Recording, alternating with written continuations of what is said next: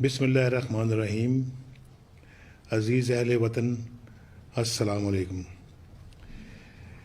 میں اپنی پوری سیاسی زندگی میں آج پہلی بار ذاتی حوالے سے کچھ کہنے کے لیے آپ کی خدمت میں حاضر ہوا ہوں. مجھے ان گزارشات کی ضرورت اس لیے محسوس ہوئی کہ ایک بار پھر کچھ لوگ اپنے سیاسی مقاصد کے لیے مجھے اور میرے خاندان کو نشانہ بنا رہے ہیں. 25 سالوں سے بار بار دہرائے جانے والے الزامات کو ایک بار پھر میڈیا پر اچھالا جا رہا ہے. میں چند بنیادی حقائق آپ کے سامنے پیش کرنا چاہتا ہوں تاکہ آپ خود اندازہ لگا سکیں کہ ان الزامات کی حقیقت کیا ہے. قیام پاکستان سے کئی سال قبل میرے والد صاحب نے لاہور سے کاروبار کا آغاز کیا اور اتفاق فاؤنڈری کی بنیاد ڈالی.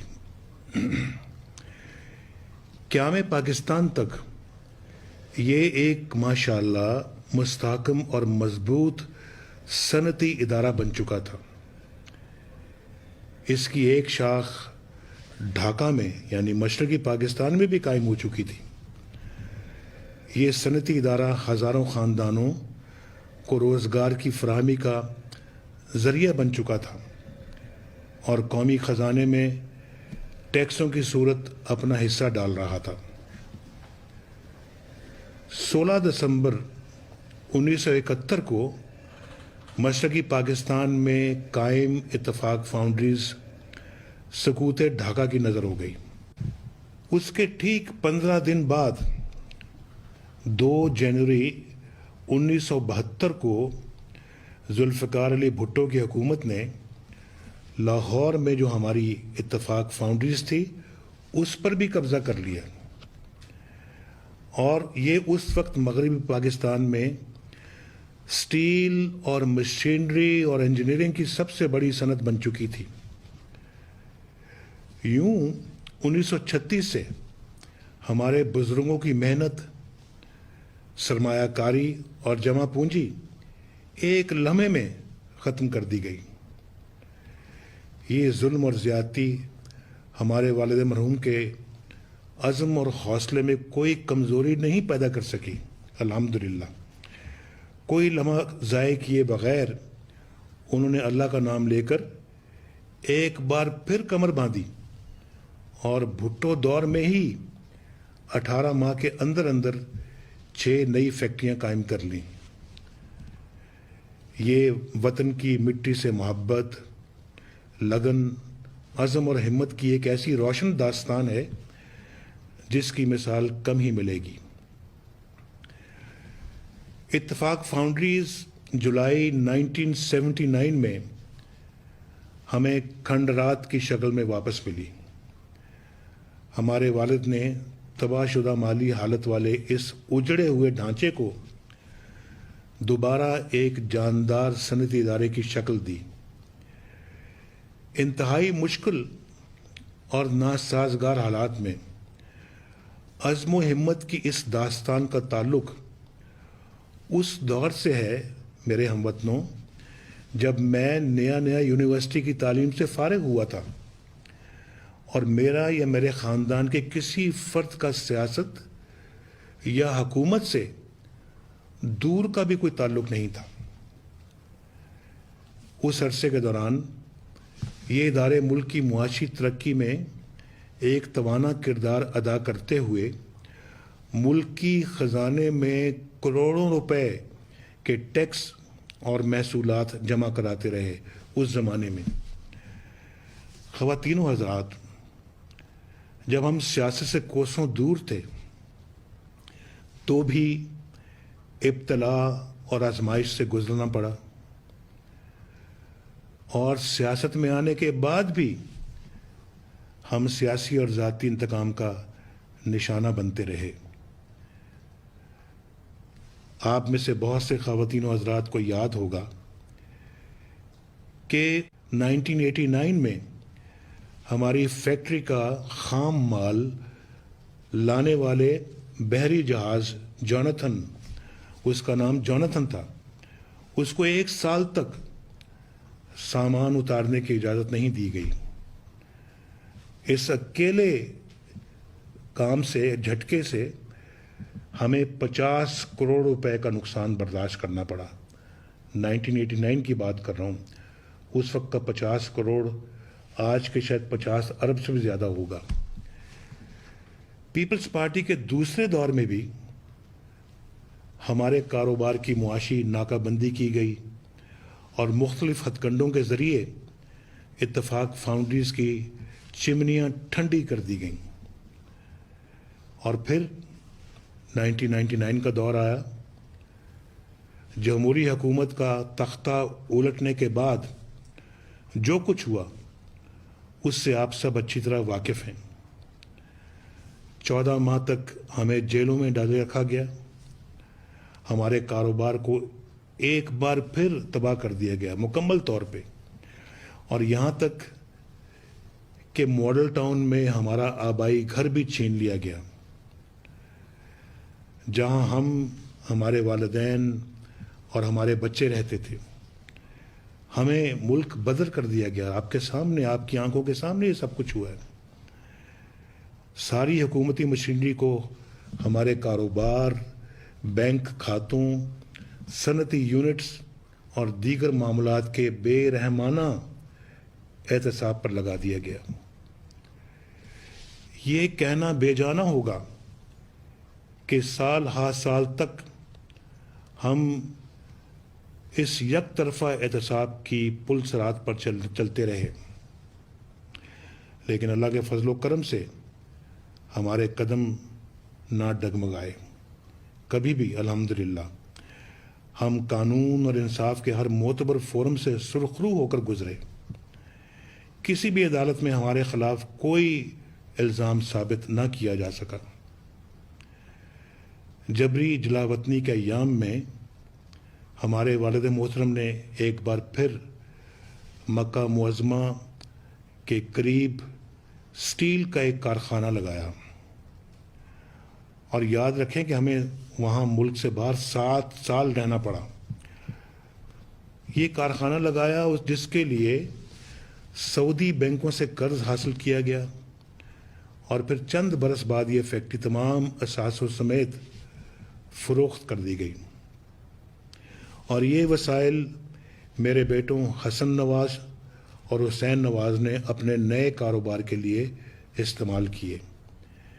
میں یہاں یہ بھی بتا دوں کہ حسن نواز 1994 سے لندن میں مقیم ہے، جبکہ حسین نواز سن 2000 سے سعودی عرب میں رہائش پذیر ہے۔ دونوں ان ممالک کے قوانین اور قواعد و ضوابط کے مطابق اپنا کاروبار کرتے ہیں۔ عجیب منطق ہے میرے ہم وطنوں کہ ہمارے بچے ملک کے اندر رزق کمائیں تو بھی تنقید، اور اگر بیرون ملک محنت کر کے اپنا کاروبار قائم کریں اور اس کو چلائیں تو بھی الزامات کی زد میں رہتے ہیں۔